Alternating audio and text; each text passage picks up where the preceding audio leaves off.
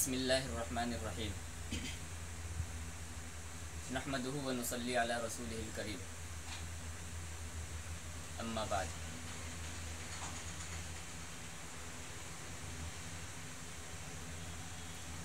कुछ काम ऐसे हैं जो रोज़ेदार के लिए करना जायज़ है, उसकी वजह से रोज़ेदार का रोज़ा नहीं टूटता है, लेकिन लोगों को सही मसला मालूम नहीं होता तो समझते हैं कि शायद इस काम की वजह से मेरा रोज़ा टूट गया है और उसके बाद वो जानबूझ करके रोज़ा तोड़ लेते हैं। तो आज हम आप हजरात को उन्हीं चीज़ों के बारे में बताएंगे कि अगर इनमें से कोई काम किसी से सादिर हो जाए तो इसकी वजह से न रोज़ा टूटता है और न रोज़ा मकरूह होता है, मकरूह भी नहीं होता है और रोज़ा टूटता भी नहीं है। जैसे उसमें से उन चीज़ों में से पहली चीज़ है कि अगर कोई रोज़ेदार रोज़े की हालत में भूल करके खा ले या भूल करके पी ले तो इसकी वजह से रोज़ा नहीं टूटता। अगर कोई शख्स रोज़े से था और उसे रोज़ा याद नहीं था, भूल करके खा लिया या भूल करके पानी पी लिया या कोई भी पीने वाली चीज़ पी लिया तो इसकी वजह से रोज़ा नहीं टूटता। लेकिन बहुत सारे लोगों को मालूम नहीं है ये चीज़, वो समझते हैं कि भूल करके खाने से रोज़ा टूट गया। अब वो क्या करते हैं, जानबूझ करके बाद में खा लेते हैं। तो अगर कोई शख्स भूल कर खा ले या भूल कर पी ले तो इससे रोज़ा नहीं टूटेगा, लेकिन वो समझा कि रोज़ा मेरा टूट गया है, उसके बाद वो जानबूझ करके खा लिया तो अब रोज़ा टूट जाएगा। पहली मर्तबा जो भूल करके खाया था उससे रोज़ा नहीं टूटा, बाद में जब जानबूझ करके खा लिया है तो उससे रोज़ा टूट गया। या एक शख्स खा रहा था भूले से, अब खाते खाते खाते खाते दरमियान में उसे रोज़ा याद आ गया कि अरे मैं तो रोज़े से हूँ, अब मैं खा रहा हूँ, तो अगर वहीं पर खाना रोक दे, जो मुंह में है उसको उगल दे तो रोज़ा नहीं टूटेगा। लेकिन याद आने के बाद भी आगे खाना खा ही रहा है, पानी पी ही रहा है तो अब रोज़ा टूट जाएगा, क्योंकि अब याद आ चुका है ना। तो याद आने के बाद नहीं खाना है, याद आने के बाद नहीं पीना है। जब तक भूले से खा रहे थे, जब तक भूले से पी रहे थे, उस वक़्त तक रोज़ा नहीं टूटा था। तो खुलासा ये निकला कि भूल कर खाने से या भूल कर पीने से रोज़ा नहीं टूटता है। नंबर 2, मिसवाक करने से रोज़ा नहीं टूटता है। ये मिसवाक चाहे दिन के किसी भी हिस्से में किया जाए, सुबह में किया जाए, दोपहर में किया जाए या शाम में किया जाए। बहुत सारे अनपढ़ लोग जिनको सही मसला मालूम नहीं होता तो वो कहते हैं कि सुबह में तो मिसवाक कर सकते हैं, लेकिन इफ्तारी से पहले शाम में मिसवाक नहीं करना चाहिए। ऐसा नहीं है, दिन के किसी भी हिस्से में मिसवाक किया जाए, ये मिसवाक सुन्नत है, इसकी वजह से रोज़ा नहीं टूटता है। जैसे और दिनों में हर वज़ू के वक्त मिसवाक करना सुन्नत है, इसी तरह से रमज़ान में भी हर वज़ू से पहले मिसवाक करना सुन्नत है। और वज़ू के अलावा भी दूसरे वक्त में अगर कोई मिसवाक करना चाहे तो कर सकता है। वो मिसवाक चाहे पीलू की लकड़ी की हो, चाहे नीम की लकड़ी की हो या इसके अलावा कोई और लकड़ी हो। हाँ, बाँस की लकड़ी नहीं होनी चाहिए, बाँस की लकड़ी की मिसवाक ये मकरूह है। और ये सिर्फ रोज़े की हालत में नहीं, गैर रोज़े की हालत में भी, यानी रमज़ान के अलावा दूसरे दिनों में भी बाँस की लकड़ी की मिसवाक करना मकरूह है, उससे दांत को नुकसान होता है इसलिए। तो बहरहाल मिसवाक करने से रोज़ा नहीं टूटता है। नंबर 3, अगर कोई शख्स बीमार है, बुखार लगा हुआ है या कोई और बीमारी है और वो रोज़ा रखे हुआ है और रोज़े की हालत में उसे इंजेक्शन लगवाना पड़े तो इंजेक्शन लगवाने की वजह से रोज़ा नहीं टूटता। रोज़े की हालत में अगर कोई बीमार इंजेक्शन लगवाए तो इस इंजेक्शन लगवाने की वजह से रोज़ा नहीं टूटता है। इसी तरह से ग्लूकोज चढ़ाने की नौबत आ जाए तो ग्लूकोज चढ़ाने की वजह से भी रोज़ा नहीं टूटता है, रोज़ा बिल्कुल सही सालिम रहता है, मकरूह भी नहीं होता है। इसी तरह से चौथी चीज़ समझिए, अगर किसी बीमार को रोज़े की हालत में खून टेस्ट कराने की नौबत आ जाए और डॉक्टर खून उसका निकाल ले तो इसकी वजह से भी रोज़ा नहीं टूटता है। तो खून टेस्ट कराने से रोज़ा न मकरूह होता है न टूटता है। 5वीं चीज़, अगर कोई शख्स रोज़े की हालत में सुरमा लगाए तो सुरमा लगाने की वजह से भी रोज़ा नहीं टूटता है। वो सुरमा चाहे आँख में लगने वाला हो जिससे आंसू टपकने लगता है, या आँख में लगने वाला ना हो, वैसी शो के लिए हो, कोई भी सुरमा हो, उसकी वजह से रोज़ा नहीं टूटेगा। इसी तरह से अगर कोई शख्स रोज़े की हालत में आँख में दवा डाल ले तो आँख में दवा डालने की वजह से भी रोज़ा नहीं टूटता है। अगरचे दवाई का असर हलक में महसूस हो फिर भी रोज़ा नहीं टूटेगा।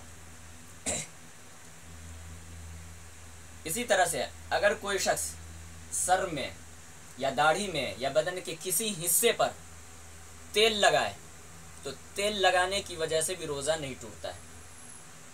तो रोज़े की हालत में रोज़ेदार शख्स तेल लगाना चाहे तो बिल्कुल लगा सकता है। सर में लगाना चाहे, दाढ़ी में लगाना चाहे या बदन के किसी हिस्से में लगाना चाहे, इसकी वजह से रोज़ा नहीं टूटेगा। इसी तरह से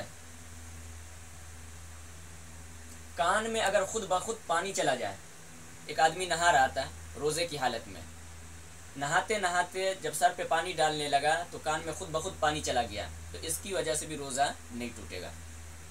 लेकिन अगर कोई जानबूझ करके कान में पानी डाले तो फिर रोज़ा टूट जाएगा। इसमें दो कौल है, एक कौल ये है कि रोज़ा टूट जाएगा, दूसरा कौल ये है कि रोज़ा नहीं टूटेगा। लेकिन सही राय ये है कि रोज़ा टूट जाएगा। अगर कोई शख्स जानबूझ करके कान में पानी डालता है तो फिर रोज़ा टूट जाएगा। लेकिन नहाते हुए, गुस्ल करते हुए या वज़ू करते हुए पानी कान में खुद ब खुद चला जाए तो इसकी वजह से रोज़ा नहीं टूटता है। इसी तरह से अगर रोज़े की हालत में कोई शख्स कान से मैल निकाले, जैसे बहुत सारे रोज़ेदारों को देखा होगा कि रोज़े की हालत में वो कान से मैल निकालते हैं, तो मैल निकालने से भी रोज़ा नहीं टूटता है। इसी तरह से एक चीज़ कि अगर कोई शख्स रोज़े की हालत में दांत निकलवाए, दांत में शदीद तकलीफ़ हो रही थी, डॉक्टर ने मशवरा दिया कि निकालना पड़ेगा, अब उसने दांत निकलवा लिया, तो अगर दांत निकलवा ले तो दांत निकालने के बाद दांत से खून गिरता है और डॉक्टर दांत के नीचे कुछ दवाई भी डालते हैं। तो अगर खून निकले और वो खून हलक में न जाए या डॉक्टर दांत के अंदर दवाई डाले और वो दवाई का असर हलक में न पहुँचे तो फिर रोज़ा नहीं टूटेगा। लेकिन अगर खून निकल कर के हलक में पहुँच जाए या दवाई का असर हलक में पहुँच जाए तो फिर रोज़ा टूट जाएगा, और अगर हलक में नहीं पहुँचता तो फिर रोज़ा नहीं टूटेगा। इसी तरह से एक शख्स रोज़े की हालत में है और ख़ुद ब खुद दांत से खून निकले, या मिसवाक कर रहा था उसकी वजह से दांत से खून निकलने लगा, लेकिन वो खून पेट में नहीं गया, हलक में नहीं गया, बस ज़बान ही में है और उसने उगल दिया, तो इसकी वजह से भी रोज़ा नहीं टूटेगा। इसी तरह से एक आदमी रोज़े की हालत में है और उसको जमाई आई, उसने मुंह खोला। हुक्म ये है कि क्या कहते, जमाई के वक्त हाथ मुंह पर रख लेना चाहिए। उसने हाथ मुंह पे नहीं रखा, मुंह खोल रहा था, उसी हालत में मक्खी उसके मुंह में चली गई,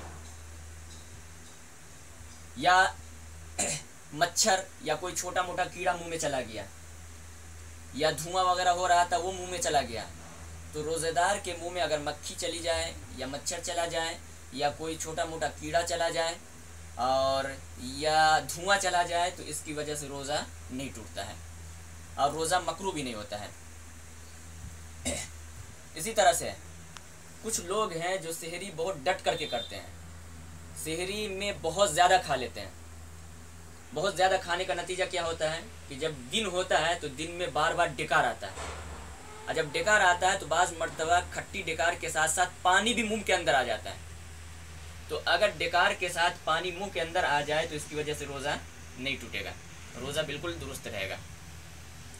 इसी तरह से कि एक शख्स है जो रोज़े से है और उसको सर्दी बहुत है, उसने नाक को ज़ोर से सिड़का और नाक की जो रुतूबत होती है जिसको नेटा कहते हैं वो डायरेक्ट हलक में पहुंच गया ज़ोर से सुड़कने की वजह से, तो इसकी वजह से भी रोज़ा नहीं टूटेगा।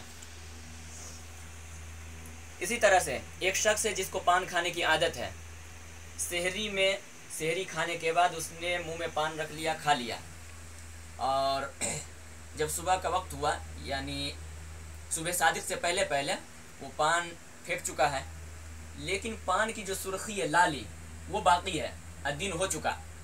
तो दिन होने के बाद अगर पान की लाली और सुर्खी बाकी रहे, ज़बान लाल रहे, बल्कि थूक भी लाल लाल आ रहा है, तो उसकी वजह से भी रोज़ा नहीं टूटेगा, रोज़ा सही रहेगा।